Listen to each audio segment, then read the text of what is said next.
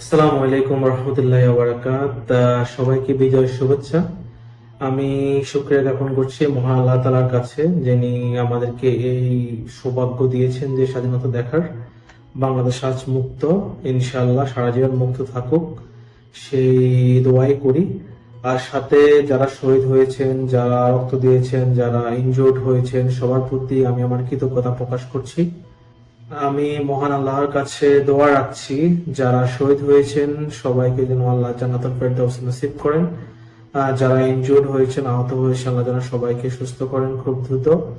আমাদের এই ত্যাগ আমরা কখনোই বৃথা যেতে দেব না, এই হোক আমাদের প্রত্যয়। হ্যাঁ, তো আজকে আমি এই ভিডিও করার কারণ কি সেটা আমি আপনাদেরকে বলছি। প্রথমত হচ্ছে আমি আপনাদেরকে একটা ইনফরমেশন দিচ্ছি যেটা অলরেডি আপনারা জানেন, তারপরও আমি দিয়ে যাচ্ছি ইনফরমেশনটা হচ্ছে দুইটা জেনারেশন নিয়ে। দুটো জেনারেশন, একটা হচ্ছে জেন জি, যেটা আজকের বাংলাদেশের সবচেয়ে বেশি আলোচিত এবং সবচেয়ে বেশি সফল আর সবচেয়ে ইনফরমেটিভ জেনারেশন। আর হচ্ছে একটা হচ্ছে তার আগের জেনারেশন, যে মিলেনিয়ালস। তো কেন এই কথাগুলো বলছি আপনাদেরকে, কারণ হচ্ছে এই যে ফ্যাসিস্ট এত বছর থেকে বাংলাদেশের ক্ষমতাকে কুক্ষিগত করে রেখেছে, যারা মিলেনিয়ালস জেনারেশন, তারা কেন এই ফ্যাসিস্টকে সরাতে পারে না। হ্যাঁ, এই এই ব্যাপারটা আপনাদের সবাইকে জানা উচিত, আপনাদের সবাইকে বোঝা উচিত। আমি এই জেনারেশনের সদস্য হিসেবে আমি আমার ব্যক্তিগত অভিজ্ঞতা আমি আপনাদের সাথে শেয়ার করবো এখন। তো ব্যক্তিগত অভিজ্ঞতা হচ্ছে এটা যে আমি যখন আমি কলেজে যাই, আমি কলেজ স্টার্ট করি হচ্ছে 2009 সালে। তখনই এই ফ্যাসিস্ট গভর্নমেন্ট কিন্তু ক্ষমতায় আসে। এই ফ্যাসিস্ট গভর্নমেন্ট তখনই ক্ষমতায় আসে। তারপরে তারা কি করে, তারা জাস্ট প্রোপাগান্ডা মেশিনারিজ কে ইউজ করে। প্রোপাগান্ডা মেশিনারি হচ্ছে এমন যে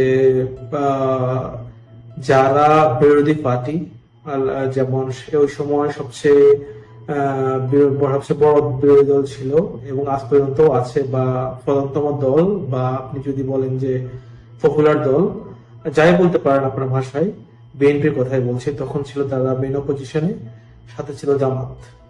তো আওয়ামী লীগ দুইটা প্রোপাগান্ডা শুরু করছে। একটা হচ্ছে তারেক জিয়ার বদনাম করো, একটা হচ্ছে জামাত ইসলামকে রাজাকার বলে ফাঁসি দাও বা তাদের চরিত্রকে হরণ করো। এই প্রোপাগান্ডা যখন আওয়ামী লীগ 5 বছর চালিয়েছে, তখন মানুষের ভিতরে, আপনাদের সম্ভবত সবারই মনে আছে যে বিটিভিতে একটা অনুষ্ঠান থাকতো ফিরে দেখা। আর ফিরে দেখার মধ্যে মনে হচ্ছে, আমি যদি ভুল না করি, তার মধ্যে শুধু তারেক রহমান, খাম্বা, লুট, মানি লন্ডারিং, এগুলা ছাড়া কিছুই ছিল না। আর এখনকার দিনে তো বাতাবি আপনারা শুনতে পাচ্ছেন। ওই যে যে আমাদের জেনারেশনটাকে আওয়ামী লীগ তার প্রোপাগান্ডা আমাদের মনের ভিতরে ছড়িয়ে দিয়েছে, আর নিজেদেরকে এমন ভাবে জাস্টিফাই করেছে তারা, যেমন তারা সবসময় ন্যারেটিভ তোলে, সবসময় একটা বয়ান তোলে। সেটা হচ্ছে যে এটা যে ওই আমলে এ হয়েছে, ওই আমলে ওই হয়েছে, ওই আমলে ওই হয়েছে। এটা এই যে ব্যাপারগুলো আমাদের মগজে জাস্টিফাইয়ের উপরে আমাদের মগজে সেট করা হয়েছে। ওই সেট থেকে আমরা যারা আগের মিলেনিয়ালস জেনারেশনের সদস্য, তা আমরা সেই জন্য তাকে পরাজিত করতে পারি নাই, কারণ আমাদের মগজ সে আগে থেকেই তার প্রোপাগান্ডা মেশিনারি দিয়ে তার মতো করে সেট করে রেখেছে। এই জন্য আমরা করতে পারিনি। আর এই জেনারেশন যখনই তারা আসছে, যখন তারা তাদের বোঝ হয়েছে, তারা দেখছে যে আওয়ামী ষড়যন্ত্র, আওয়ামী ফ্যাসিস্ট কিভাবে বাংলাদেশের জনপদকে কুক্ষিগত করেছে, কিভাবে সবকিছু লুট করছে, তারা দেখছে। এর মধ্যে আমি ধন্যবাদ জানাই আমাদের যারা অ্যাক্টিভিস্ট আছে আমাদের দেশে বিদেশে যারা ছিলেন, তারা এই লোকগুলাকে এডুকেট করার কারণে আজকে আমরা এই স্বাধীনতা পেয়েছি।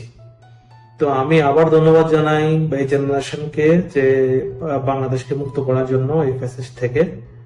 আর সেকেন্ডলি যেটা বলতে চেয়েছিলাম আসলে সেটা হচ্ছে যে এই যে প্রপাগান্ডা আমাদের মনের ভেতরে আছে, যে আওয়ামী লীগের ছড়ানো প্রপাগান্ডা, সেটা এখনো আমরা কিন্তু বই বেড়াচ্ছি। এর কারণ হচ্ছে আমি সাম্প্রতিক সময়ে ফেসবুকে দেখি বা সোশ্যাল মিডিয়ায় দেখছি যে বিএনপি কে ইঙ্গিত করে যে বিএনপি যেন এই কাজগুলা সেম বিএনপির কাছে যেন ক্ষমতা হস্তান্তর না করা হয়, বিএনপি কেও চাই না, তারপরে হচ্ছে আওয়ামী লীগ কেও চাই না। এখন আমার কোশ্চেনটা হচ্ছে আপনি কাকে চান সেটা আপনি নির্বাচন করবেন ভোটের মাধ্যমে। আমাদের এই যুদ্ধ আমাদের ভোটের অধিকারের জন্য, কারণ আমরা প্রতি 5 বছর বলেন 10 বছর পর পর এইভাবে হানাহানি করে ক্ষমতা ছিনিয়ে আনতে পারবো না। আমাদের এমন একটা সিস্টেম ক্রিয়েট করতে হবে যেখানে বিএনপি হোক, যেখানে আওয়ামী লীগ হোক, যে জাতীয় পার্টি হোক, জামাত হোক, এক্স ওয়াই জেড যত পার্টি আছে বাংলাদেশে, যেই হোক না কেন সে চাইলে জনগণের ম্যান্ডেট নিয়ে ক্ষমতায় আসতে পারে। আমাদের মূল লক্ষ্য হচ্ছে সেটা। আর এই মূল লক্ষ্য সেটা থেকে আপনারা কিভাবে চিন্তা করেন যে আওয়ামী লীগের সাথে বিএনপি এক, বিএনপির সাথে আওয়ামী লীগ এক। আওয়ামী লীগের প্রোপাগান্ডার শিকার হয়েছেন, কারণ আমি আমার অভিজ্ঞতা থেকে বলছি, আমি নিজেও হয়েছিলাম যে এমন ভাবছিলাম যে না, আওয়ামী লীগ সরকার ক্ষমতা থেকে সরে গেলে বিএনপি হয়তো সেমই করবে। বাট সময় বদলিয়েছে, সময় এই জন্য বদলিয়েছে যে বিএনপি আজ অনুধাবন করতে পারছে যে যে বাংলাদেশে এই সিচুয়েশন কোনোভাবেই ভবিষ্যতে কাম্য না। তো বিএনপি যদি ভবিষ্যতে যদি এমন কিছু করে, সেটা আমরা জনগণরা আছি, আমরা যারা জনগণ দেশের প্রয়োজনে আছে, আমাদেরকে এমন একটা সিস্টেম ক্রিয়েট করতে হবে, সেই সিস্টেমটা যেন ফল না করে, যেন ভবিষ্যতে সেটা কাজ করে, জনগণ যেন আর গুলি খেতে না হয়। হ্যাঁ, আর আপনাদের উদ্দেশ্যে বলছি সেটা হচ্ছে ব্রেন থেকে সরিয়ে ফেলেন আওয়ামী লীগের প্রোপাগান্ডাটা। এই জন্যই বলছি, বেগম খালেদা জিয়া গণমানুষের নেত্রী কথা চিন্তা করেন, উনি কত টাকা দুর্নীতির মামলায় উনি কারাগারে গিয়েছে। তার আওয়ামী লীগের মতো ফ্যাসিস্ট আর মানিকের মতো বিচারপতি মানিকের মতো বিচারপতি আওয়ামী লীগের আন্ডারে ছিল, আর হচ্ছে আওয়ামী লীগের মতো ফ্যাসিস্ট একটা গভর্নমেন্ট যারা খালেদা জিয়াকে শাস্তি দিয়ে জেলে পাঠিয়েছে অল্প কয় টাকার জন্য। কত টাকা সেটা আপনি চিন্তা করে দেখেন।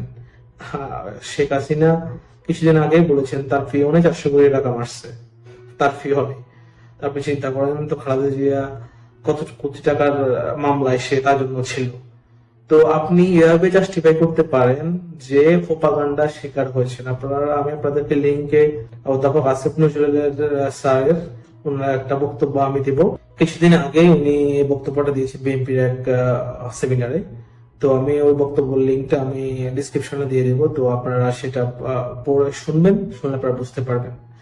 তো এই যে প্রোপাগান্ডাটা আমাদের মগজে এখনো ঘুরছে, সেই জন্য আমরা বলছি যে না, এ আসলে হবে না, সে আসলে হবে না। আমাদের মূল কাজ হচ্ছে এখন দেশে শান্তি ফিরিয়ে আনা, আর দেশে স্থিতিশীল করা, আর দেশে গণতন্ত্র সেট করা, আমাদের যে ইনস্টিটিউশন গুলো আছে সেগুলাকে স্ট্রং করা। এখন ডক্টর ইউনূস সাহেব আসছেন, উনি ওনার জ্ঞানের পরিধি বিশাল, ইনশাল্লাহ আশা করি ভালো কিছুই হবে। তো উনি বাংলাদেশের ইনস্টিটিউশন গুলাকে শক্ত করে যাবেন। বাংলাদেশের যেই পলিটিক্যাল পার্টি চায়, জনগণ যাকে চায় সে ক্ষমতায় আসবে। আর সে যদি চুরি করে, যেন মুক্ত একটা বাতাস থাকে, যে বাতাসে আমরা সমালোচনা করতে পারি। হ্যাঁ, তো এই ব্যাপারগুলো আমরা সামনের দিকে যেন ইমপ্রুভমেটিভ থাকি, যে কারো প্রোপাগান্ডার শিকার না হই, এই ব্যাপারগুলো আমরা সবসময় এনশিওর করব। আর দ্বিতীয়ত হচ্ছে ভাই, মানুষের প্রোপাগান্ডার শিকার হবেন না। সে যেই হোক না কেন, বিএনপি করতে পারে, ভবিষ্যতে যে কোনো দলে করতে পারে। হ্যাঁ, তো আমি একজন বিএনপি সমর্থক। হ্যাঁ, কিন্তু আমি আপনাদেরকে আজকে কথাগুলো বলছি যে যে গত কিছুদিনের যে আন্দোলন, যে আন্দোলনের যে চেতনা, আন্দোলনের যে লক্ষ্য, ওই লক্ষ্যকে ধারণ করে আমি এই কথাগুলো বলছি। কারণ আমি একজন বিএনপি কর্মী হলেও আমি এই কথাগুলো বলছি এই কারণেই, যেন ভবিষ্যতে আর কোনো রক্তপাত না হয় এদেশে।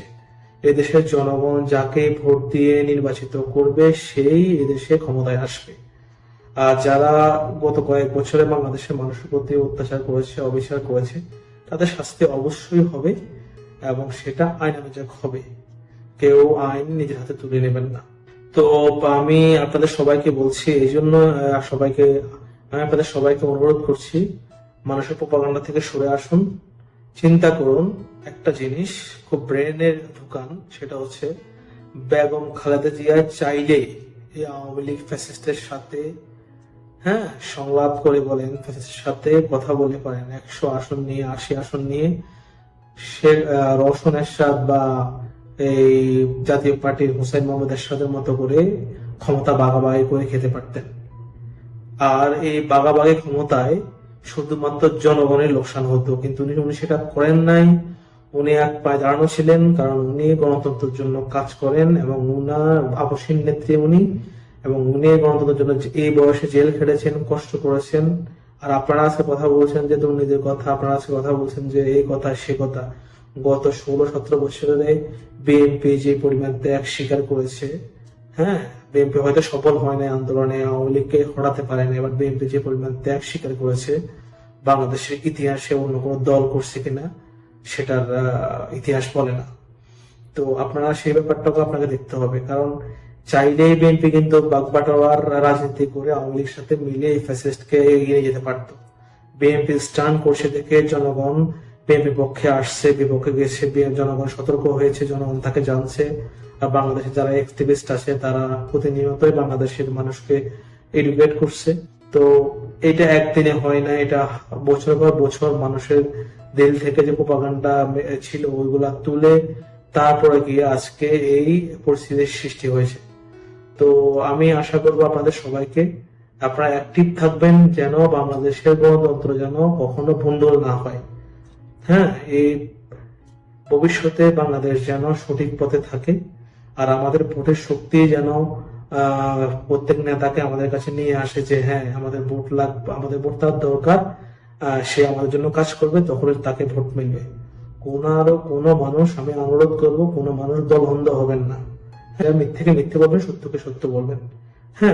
আমি আজকে বিএনপির একজন কর্মী হয়ে বলছি, যদি ভবিষ্যতে বিএনপি যদি শেখ হাসিনার মতো এরকম ফ্যাসিস্ট কোনো কর্মকাণ্ড করে, আমি তাকে সমর্থন করব না। তো আপনাদের কাছেও আমার অনুরোধ, আপনারা আপনাদের মন মাইন্ডকে সেট করেন, ভবিষ্যতে যেই কেউ আসুক না কেন সেই যেন তার স্বৈরাচারী চরিত্র যেন ভবিষ্যতে বাংলাদেশের জনগণের উপর চাপিয়ে না দেয়। তো আমরা গণতন্ত্র চর্চা করব, আর আমি আশাবাদী ইনশাআল্লাহ বিএনপির হাতেই আগামী বাংলাদেশ শক্তিশালী হবে, বাংলাদেশের উন্নয়ন হবে, বাংলাদেশ স্থিতিশীল থাকবে, বাংলাদেশ নতুন করে পৃথিবীতে চিনবে, আমরা নতুন করে বাঁচবো। ধন্যবাদ সবাইকে। আসসালামু আলাইকুম রহমতুল্লাহি ওয়া বারাকাতুহু।